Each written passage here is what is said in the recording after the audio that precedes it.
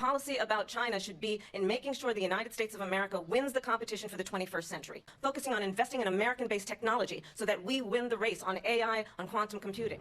The 2024 U.S. presidential election is in full swing. In September, the first round of debates between Trump and Harris drew global attention, with their China strategies becoming a key focal point.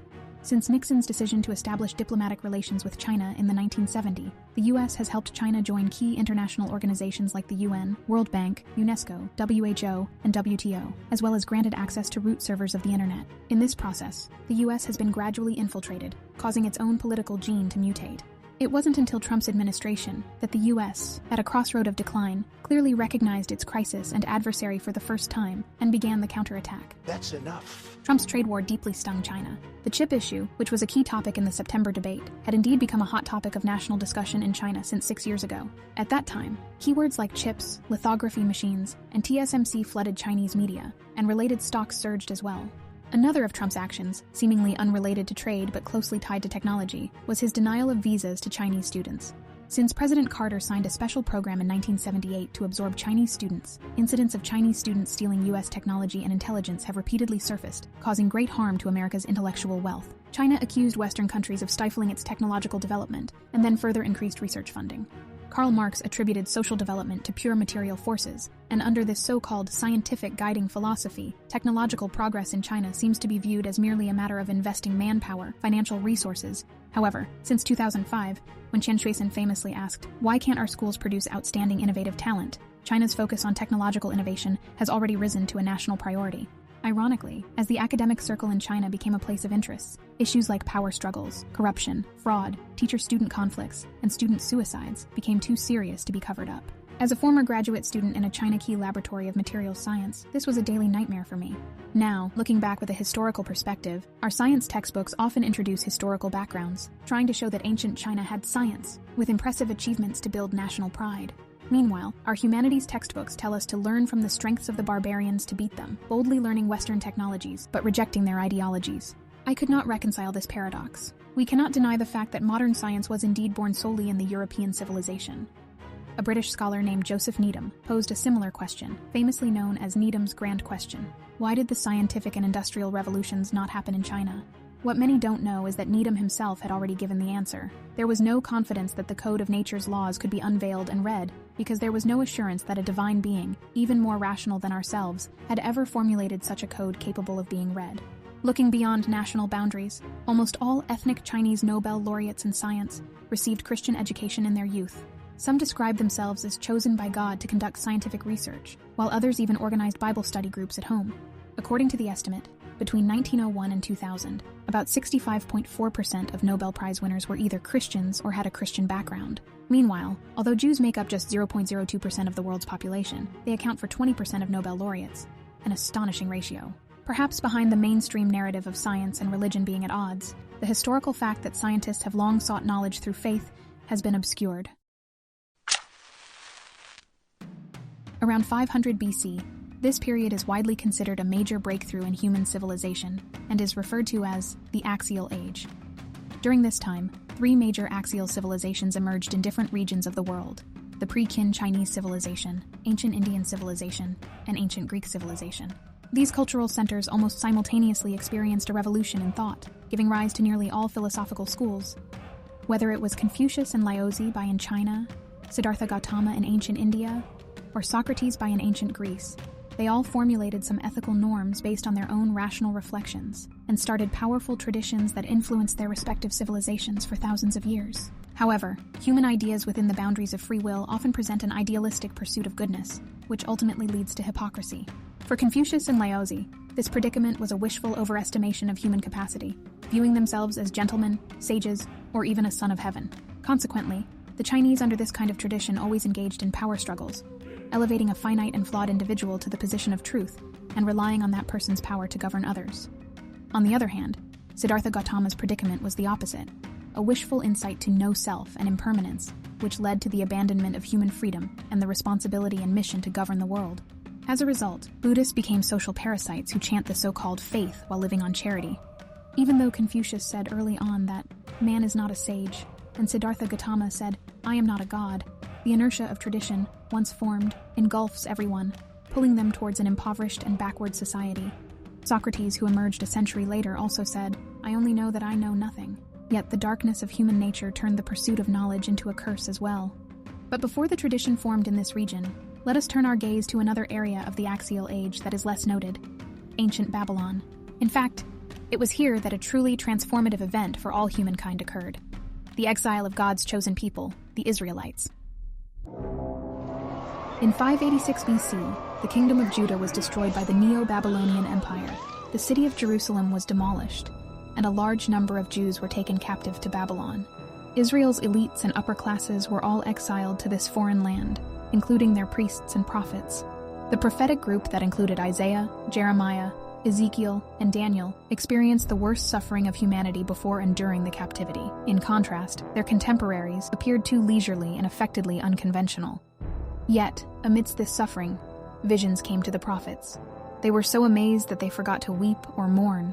The true life suffering suddenly turned into supernatural revelation and promise. This is the truly hidden yet great thing of the Axial Age. Through the sudden appearance of God, humanity gained an upward-looking perspective that transcended their subjective will, standing outside the parallel order of the other axial civilizations. Ezekiel, the priest taken captive, was the prophet who received the most visions. In the book of Ezekiel, he is called Son of Man by God more than 90 times. 5 years after being exiled to Babylon, Ezekiel saw his first vision at the age of 30, the age when a priest would typically begin serving in the temple. In this extraordinary way, God allowed Ezekiel to fulfill his priestly duties outside the holy city and turn the foreign land into a new Jerusalem. The vision proclaimed the promise of the gospel's coming, and approximately 600 years later, the Son of Man, Jesus, came into the world. Similarly, at the age of 30, he began his ministry as the high priest, started preaching outside of Jerusalem, and was finally lifted up on a cross outside the holy city, drawing people of all nations to him. Jesus' final public sermon before going to the cross was sparked by several Greeks who traveled to Jerusalem to see him. When they came to Philip, they said, "Sir, we want to see Jesus." Jesus smiled and said, "The hour has now come for the Son of Man to receive great glory." Following this, the great apostle Paul devoted his life to traveling to Greece many times, preaching the gospel and establishing churches there, thereby allowing Greek philosophy to be baptized in the 1st century. This was then carried forward by the Roman Empire to the entire continent of Europe, ushering in 1,000-year-long medieval times that constructed a grand edifice of epistemology. This was the most expansive spiritual journey in human history. Under the teaching of the Bible, Europeans completed a transformation of thinking habits, laying the foundations for the birth of modern science.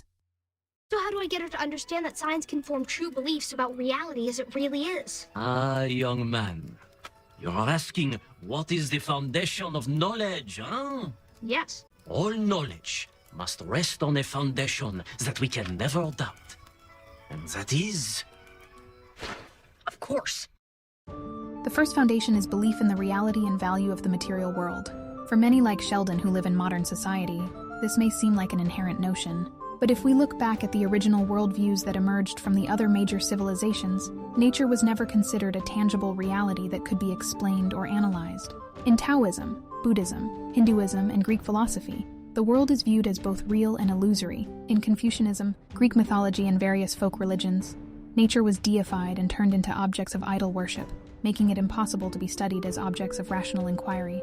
In contrast, the Bible Genesis repeatedly uses phrases like, "and it was so," and "God saw that it was good." The doctrine of creation implies that the world is not illusory, but a realm of definable structures and real relations. For he spoke, and it came to be. He commanded, and it stood firm. God himself is the guarantor of the reality of creation. Thus, when the Bible mentions things according to their kinds, it indicates the order of creation, and when God saw that it was good, it affirms the value of creation. It was this assurance in both the Creator's and creation's reality and value that prevented early European thinkers from falling into circular arguments, such as Zhuangzi's paradox of wondering whether he was a man dreaming of a butterfly, or a butterfly dreaming of a man.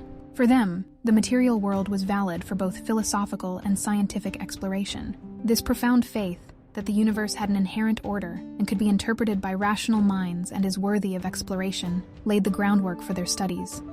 During the formative period of scientific history, when Christianity provided the backdrop for nearly all scientific discourse, debates arose primarily among Christians about how best to express God's relationship to the natural world. This context spurred the development of epistemology and methodology. The period of the Church Fathers, commonly called the Patristic Era, is generally considered to begin sometime around the end of the 1st century and end towards the close of the 8th century. During this period, a group of writers collectively accomplished the Christianization of Greek thought. It was also during this time that the apostle to the Germans, St. Boniface, walked into the Germanic Holy Land with an axe in hand and publicly chopped down an oak tree that represented the god Thor. The apostle to the Irish slave Patrick, climbed to the hilltop and lit a torch that only the king was allowed to light. With astonishing courage, apostles broke idols across different regions, pushing Europe out of the barbaric era. I come in the name of the one true God. With the widespread rise of churches and monasteries, the quest for God inevitably became the motivation for monks in their pursuit of scientific knowledge. However, the ghost of the Greek philosophers saying, "I love my teacher, but I love truth even more," has always lingered in the hearts of Europeans, leading to a continual misinterpretation of this Hebrew teacher who is truth itself. The Christianization of Greek thought, or the Hellenization of Christian faith, love for God or the pursuit of knowledge. This conflict began as early as the early period of Scholasticism.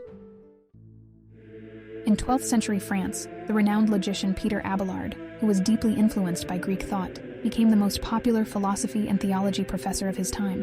Bernard of Clairvaux, a notable thinker and defender of early Christian epistemology, took offense at Abelard's attempt to apply the tools of logic and dialectic to questions that Bernard believed were properly mystical and spiritual. Their conflict intensified, and finally, in 1141, the Council of Sens was called to hear the charges of heresy brought against Abelard by Bernard. Can human reason operate independently of faith? Must all human pursuits of knowledge stem from the quest and love for God? Modern men usually see no connection between the two, but for a long time in European intellectual history, piety and the pursuit of knowledge were closely linked. In the presence of many bishops, clerics, and the Pope, Bernard delivered a brilliant speech. Abelard, without a word in response, immediately conceded defeat. He later published an apology confessing his adherence to orthodox beliefs, withdrew his appeal, and retracted all he had written, contrary to the truth. Just a year later, Abelard passed away. Ironically, the winner Bernard became the last brilliant representative of the true patristic era in the West. From then on, Scholasticism increasingly exalted Aristotelianism, quickly moving towards Hellenization, and in the 13th century, it culminated in the works of Thomas Aquinas, who became the dominant figure in Catholic theology, overly emphasizing general revelation and using the dim light of human reason to prove the existence of God, and attempting to combine Aristotle's ethics with Christian soteriology, thereby proving the importance of good works in the matter of salvation. In Aristotle's worldview, God is a perfect logician, without personhood or special revelation. Thus, Aristotelian science tended to emphasize the rational intuition of purposes or forms, followed by deduction. In its Christianized version, the forms became created powers that act as God's lieutenants to govern nature. Clearly, under this concept, human reason alone could supposedly uncover God's ultimate intentions, rendering observation and experimentation unnecessary. Experimental science had to await a shift away from Aristotelianism. The shift began when some Christians became troubled by the Aristotelian concept of forms, which appeared to limit God's creative activity, as though his hand were restrained to make do with the prescribed properties of matter. 3 years after Aquinas' death, in 1277, the Bishop of Paris issued a condemnation of several theses derived from Aristotelianism, such as the idea that God could not allow any form of planetary motion other than circular, or that he could not create a vacuum. This condemnation helped inspire a form of theology known as voluntarism, which admitted no limitations on God's power. It regarded natural law not as forms inherent within nature, but as divine commands imposed from outside of nature. And the universe is not rationally necessary, but is contingent upon the free and transcendent will of God. From then on, God's free will was held in greater reverence. Another foundation of modern science was being established, that God created all things according to his own will. Correspondingly, two opposite trends emerged in Europe during the peak of the Middle Ages. On the one hand, church tradition rapidly developed. The medieval Roman Catholic Church generally permitted the use of the Latin Bible only, which could only be read by a minority of educated clergy. Many clergy did not even read the Bible. People's understanding of the Bible was limited to excerpts recited during Catholic rituals. Widespread ignorance of the Bible was prevalent among medieval believers. Thus, the unwritten traditions of the Church gained authoritative status and were regarded as infallible traditions, equivalent to Scripture, while the Roman Catholic Church became the sole authority for interpreting both Scripture and tradition. By the 14th century, William of Ockham, the friar who proposed the famous Occam's razor principle, formally acknowledged church tradition for the first time in his writings. On the other hand, as church universities were established across Europe, professors and students became the first to have access to the Bible outside the clergy. They began to uncover the errors of the Roman Catholic Church. Inspired by voluntarism, the supreme sovereignty of God and his freedom in salvation became their proposition. These people came to the front lines of the spiritual battles, being the first to see the Church's crisis and the dawn of a new era. In 1376, John Wycliffe, an Oxford professor known as the Morning Star of the Reformation, began to openly criticize the corruption within the Roman Church, arguing that many papal decrees did not align with biblical teachings. Between 1380 and 1382, Wycliffe, along with several colleagues, translated the Bible into English and distributed doctrinal writings across England. We will give God's word to God's children, and his spirit will guide them. In the 15th century, as Europe entered the Renaissance, the translation and publishing industry took root in Western Europe. Humanists initiated a movement to return to the original texts, focusing on classical studies. These original texts included not only the pagan classics of Greece and Rome, but also the writings of the early church fathers and the Bible. In this movement, Greek philosophy completely broke away from Christian doctrine, paving the way for the Enlightenment's elevation of rationality and critical spirit. However, it also led to the discovery of the Greek New Testament, which allowed for the correction of errors in the Latin Bible Vulgate. This movement greatly benefited the Reformers, as they realized not only the importance of translating the Bible, but also the necessity of making it accessible to the general public. Many began translating the Bible into local languages, so that farmers, hunters, milkmaids, and all ordinary people could read it themselves. These theological movements eventually trickled over into science. The freedom of God in creation and providence suggested that humans needed to observe his works, rather than rely solely on logic. This provided a powerful justification for empirical investigation and the experimental method in science. On the other hand, as the Bible became more accessible, Protestant reformers expanded God's calling to all legitimate professions. Man should serve God not by withdrawing to a monastic life, but by carrying out any honest and useful job with integrity and diligence. This general enhancement of the dignity of work served to endorse scientific work as well. In this way, both the framework of intellectual and the motivation for developing science and technology were prepared, setting the stage for the scientific revolution to flourish in Europe.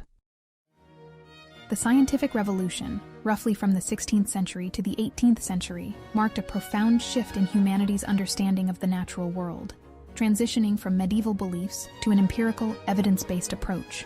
This period saw major breakthroughs in mathematics, physics, chemistry, and biology, laying the foundation for modern science.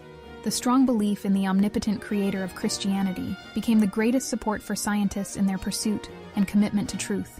Many of them wrote extensively on theology, or fervently filled their scientific notebooks with prayers, praises, and theological reflections. Nicholas Copernicus, who proposed the heliocentric theory, had a life closely intertwined with religious activities and remained a devout Catholic throughout. In his study of astronomy, he first revisited the writings and observations of the ancients. Through philosophical reflection and mathematical calculations, he uncovered significant disagreements regarding the structure of the universe. This inconsistency disturbed him, Copernicus said, for he knew the universe was wrought for us by a supremely good and orderly creator. Aristotle had argued that the Earth must be at the center of the cosmos because it is natural for the heaviest element to gravitate towards the geometric center. Copernicus, on the other hand, argued that there can be many centers of gravity because gravity is bestowed on the parts of bodies by the Creator, who obviously can bestow such powers wherever he chooses. This pursuit of a better cosmology led to the heliocentric theory. At the time, the prevailing observations and evidence could not support the heliocentric model, which itself had many flaws. As a result, Copernicus delayed for nearly 30 years and published De Revolutionibus Orbium Coelestium shortly before his death in 1543. His confidence lay solely in the principles of mathematical precision and simplicity, or rather, from his faith in God's design. Was the fundamental structure of the universe truly mathematical? Could people trust mathematical calculations and principles to guide their understanding of the world? Outside of Christian civilization, it would have been impossible for mathematics to pose such a revolutionary challenge to human cognition. After Copernicus, Johannes Kepler became the successor of the heliocentric theory, dedicating his life to the precision of mathematics. In the spirit of the Reformation, Kepler wrote about being called by God to use his talents in his work as an astronomer. In one of his notebooks, Kepler broke into prayer. "I give you thanks, Creator and God, that you have given me this joy in thy creation, and I rejoice in the works of your hands. See, I have now completed the work to which I was called. In it, I have used all the talents you have lent to my spirit." Kepler believed that geometric things provide the Creator with the model to decorate the entire world. Before Kepler, people believed in the circular orbits of celestial bodies. However, Kepler discovered that Tycho Brahe's observational data for Mars showed an 8-minute discrepancy from the calculations based on circular orbits. He spent many years studying this difference, and ultimately overturned the 2,000-year-old theory of circular orbits with the hypothesis of elliptical orbits. In the Platonic sense, matter is seen as imperfect copies of ideal forms and does not fully obey mathematical laws. However, the matter created by God ex nihilo can strictly adhere to the rules set by the Creator. If a line in nature is not perfectly circular, it's because God intended it to be something else, like an ellipse. Kepler gratefully referred to this 8 minutes as a gift of God. Such confidence in the precision of nature is unimaginable outside of Christian civilization. Galileo Galilei, who is known as the father of modern science, famously said that God wrote the book of nature in the language of mathematics. Not only did Galileo deduce that the speed of free fall should not be determined by weight, he also took 2 lead balls and run up the Leaning Tower of Pisa to test his hypothesis. "We cannot presume to know how God thinks," Galileo argued. "We must go out and look at the world he created." At this point, the most important tension in modern science took shape, the tension between metaphysical certainty and empirical spirit. Modern science was like a child emerging from the waters of Christianity, destined to experience the pains of childbirth before its eventual emergence. Galileo was the one standing at the forefront of this tumultuous process. In 1616, with rising opposition to the Copernican theory, Galileo went to Rome to convince the church authority not to ban it. But due to lacking conclusive evidence, he agreed to present heliocentrism only as a hypothesis, not a factual description of the universe. By 1624, Galileo's former friend and follower had become Pope Urban VIII. Believing that he had finally found the crucial evidence for heliocentrism, Galileo returned to Rome and met with the Pope. However, Pope Urban, entangled in court intrigues and state affairs, had Galileo's case brought before him by his opponents within the court. Urban finally permitted Galileo to write on the Copernican theory, as long as he presented arguments for both sides, and did not explicitly advocate for heliocentrism. In 1632, Galileo published Dialogue Concerning the Two Chief World Systems, a popular science book in which he portrayed a foolish character named Simplicio to argue for geocentrism and put Urban's words in Simplicio's mouth. This alienated Galileo from the Pope and led to his being summoned to Rome for trial. In 1633, Galileo was found vehemently suspect of heresy, sentenced to house arrest for life, and all of his works were banned. Although Galileo's story is often used as a textbook example of religion hindering scientific progress, in fact, the Galileo affair was not a confrontation between science and faith at all. This becomes clearer if we distinguish between ecclesiastical politics and individual believers. Galileo's own writings reveal that he was a sincere Christian who had no intention of challenging church teachings, but only the scientific model derived from Aristotelian philosophy. Meanwhile, many church intellectuals sided with Galileo, including the Pope himself. The strongest opposition to Galileo came from academic philosophers who were attached to the Aristotelian framework, with all the metaphysical, spiritual, and social consequences they associated with it. In response to the challenge posed by Protestantism, the Catholic hierarchy had recently reaffirmed its commitment to Aristotelianism. Hence, Galileo's attack on Aristotle was interpreted as giving ammunition to the enemy. In addition, Galileo's decision to publish his works in the vernacular was a deliberate affront to the established elites, part of a broad strategy to transfer intellectual leadership to the wider reading public. Athens or Jerusalem, Aristotle Aquinas or Paul Augustine, God continued to raise up new warriors for this spiritual battle in the realm of science. Nature and nature's laws lay hid in night. God said, "Let Newton be," and all was light. Born in 1643, the year after Galileo's death, Newton was a master of natural science. It wasn't until 1687, when Newton proposed the theory of universal gravitation, that heliocentrism found theoretical support. Throughout his life, Newton wrote more extensively on religious topics than on natural science. His physics emphasized the active principles within all things, but opposed Spinoza's tendency toward pantheism. He also rejected Aristotle's logically self-contained universe and Descartes' mechanistic world, as both concepts created a closed system, isolated from their creator. He explained the significance of gravity in relation to objects. Just as living beings rely on their internal vital forces to breathe, so all things rely on God's presence to operate. This world is not necessarily as it is. Therefore, it must be the result of the free decision of a higher will. The publication of Mathematical Principles of Natural Philosophy in 1687 solidified scientific proof methods, generally signaling the completion of the scientific revolution. Meanwhile, as old doctrines lost ground, religious skepticism was also growing rapidly. Facing the rise of atheism, scientists actively sought new ways to defend Christian faith. Throughout the 17th century, leading scientists, despite their differing fields and methodologies, shared a common goal: proving God's existence. Descartes affirmed God's absolute creative freedom, establishing his rationalism on the premise that God is the ultimate source of conceptual order. His method of radical doubt aimed to pave the way for a more solid foundation for faith. As for his coordinate system, it was essentially a mathematical imitation of the cross. Blaise Pascal wrote numerous essays on apologetics. His probability theory is originally a mathematical analysis of the consequences of believing or not believing in God. Leibniz's discoveries in calculus, binary systems, monadology, and his entire philosophical framework were all based on the deduction that one represents God.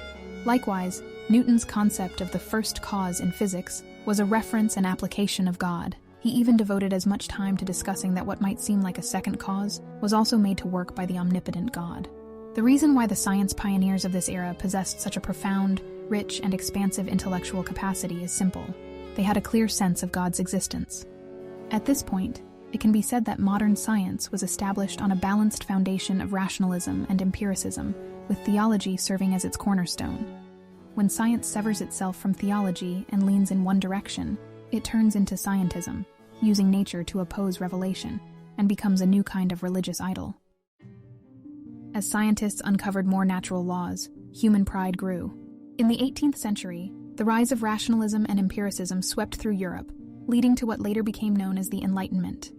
Outside the narrow gate of faith, the European mind became dominated by a naturalistic worldview, which cast doubt on the miracles recorded in the Bible. This skepticism, combined with the critical spirit of the Enlightenment, sparked a wave of criticism against Scripture. By the time of the French Revolution, anti-religious fervor took hold and persisted until the very end, reshaping European ideology through a series of revolutionary events. Although the evangelical revival in Britain and America was flourishing at the same time, and overseas missionary work was beginning, the mainstream in continental Europe turned back to the old Greek pursuit of knowledge. While street preachers brought the gospel directly to the people, hoping for everyone's salvation and sanctification, philosophers stayed indoors, crafting sophisticated theories that sowed seeds of doubt in modern thought and culture. The skeptic David Hume, rejecting God as the basis for knowledge, continued the Greek rationalist tradition and began using animals as a reference for understanding human nature. Immanuel Kant, analyzing Hume's ideas, proposed his antinomies. He introduced fixed categories of thought, suspending knowledge to leave room for faith. Faith in God was once again reduced to metaphysical and ethical terms, pushing aside the Reformation's emphasis on Christ's personhood and mediatorship. By the 19th century, people had set aside the pursuit of ultimate truth to focus on describing fixed processes, leading to a concentrated explosion of knowledge within rationalism and driving scientific consciousness into a state of instrumental reason. In late 19th century England, Thomas H. Huxley led small groups of scientists and scholars to challenge Christianity's cultural and intellectual dominance. Their goal was to secularize society and replace the Christian worldview with scientific naturalism, which acknowledges only the existence of nature. Despite being secularists, they saw this as replacing one religion with another, referring to their mission as establishing the church scientific. Huxley even called his scientific lectures lay sermons. During this period, new literature emerged portraying religion as hostile to science. These accounts were often distorted for polemical purposes. Modern science, which originated from Christianity, has ultimately become a new idol. The foundations of modern science, established within the Christian worldview, were appropriated by atheists and transformed into dialectical naturalism and historical materialism. Into the 20th century, Max Weber divided rationality into instrumental and value rationality. His concept of value neutrality established objectivity as a standard in teaching and research, excluding personal beliefs from academic discourse. As Christianity became a private, rather than public commitment, its influence on scholarship declined, and fundamental science has since experienced no major breakthroughs. The final chapter of fundamental science ended with the unresolved tension between relativity and quantum theory. Einstein replaced absolute space-time with the absolute speed of light, once again positing an eternal, unchanging physical world governed by a logical God who does not play dice. But with the rise of quantum mechanics, the atomic structure proved uncertain at the subatomic level. The active role of the observer in quantum mechanics seemed to prioritize mental reality over material reality, shattering the credos of scientism. People interpret quantum theory to suggest that the mind creates the properties of the world, returning to Eastern mystical thought like Zhuangzi's butterfly dream, or the oneness or moksha of Hindu philosophy, oddly aligning science with philosophies that invalidate it, as if the scientific revolution happened not in Christian Europe, but in the Hindu East. At the turn of the 19th and 20th centuries, ideologies such as scientism, neo-Hegelianism, Nietzscheanism, existentialism, communism, pantheism, New Age movements, psychology, and Qigong rose and fell, but none could form a comprehensive worldview. Intellectual satisfaction and religious-like comfort have become easily accessible, requiring no moral cost, no struggle, no repentance, and no cross. The sin nature is dismissed within this patchwork of demoralized cosmologies. I am God. I am God. If humanity is indeed sinful, doesn't sin leave its mark on knowledge? Doesn't knowledge too need redemption from God? When intellectuals pursued ultimate human freedom under the academic hegemony of God does not exist, they inevitably veered left, ending in self-refuting and self-mocking. When Jesus was no longer regarded as the loving God, mankind was also stripped away the personhood and treated by intellectuals as mere animals or machines. No truly creative thoughts emerge anymore, and there is no longer any need to contemplate the meaning of life or quest for God, only how to apply and innovate technology to plunge humanity deeper into hedonism. The rights to life and thought were unquestioningly handed over to the government, enabling the rise of malevolent powers. Do you truly believe that scientific researchers trained under such a system will possess the innovative spirit to lead human progress, rather than resorting to fraud, theft, and wrongdoing for personal gain? And so in some sense, I believe it's undeniable. You know, we have a narrative sense of the world. For me, that's been the world of morality. That's the world that tells us how to act. It's real. Like, we treat it like it's real. It's not the objective world. But the narrative and the objective world touch. And the ultimate example of that, in principle, is supposed to be Christ. But I don't know what to... that seems to me oddly plausible. Yeah. But I still don't know what to make of it. It's too... partly because it's too terrifying a reality to fully believe. I don't even know what would happen to you if you fully believed it. Many of humanity's most beautiful stories take place at night.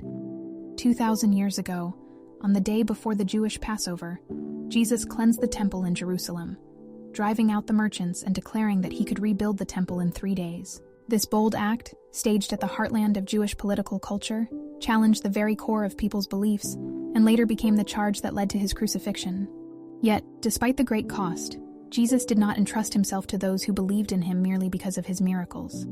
But one night, a Pharisee named Nicodemus, filled with confusion and genuine seeking, came to meet Jesus.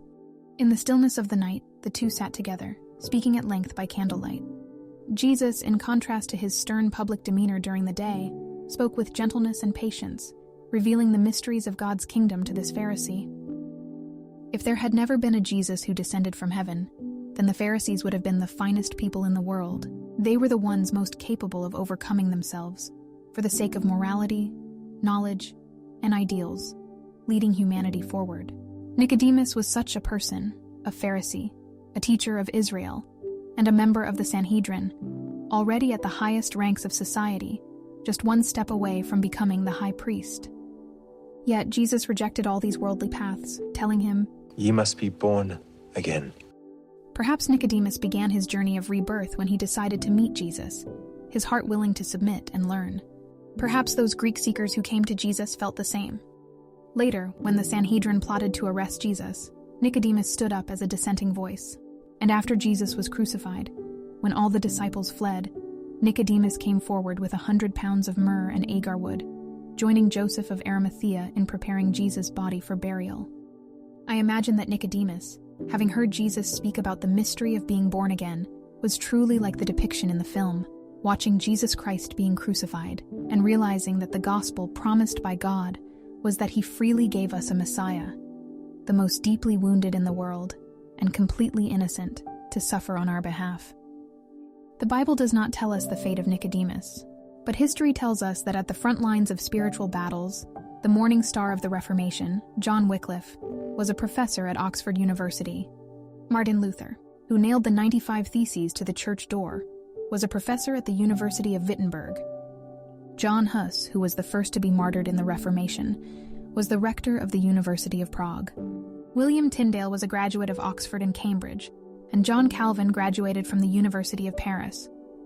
In our troubled times, can intellectuals who weep for Jesus once again make God the foundation of their knowledge and rise to challenge the atheistic worldview and academic standards of our age? This is the baptism of our values.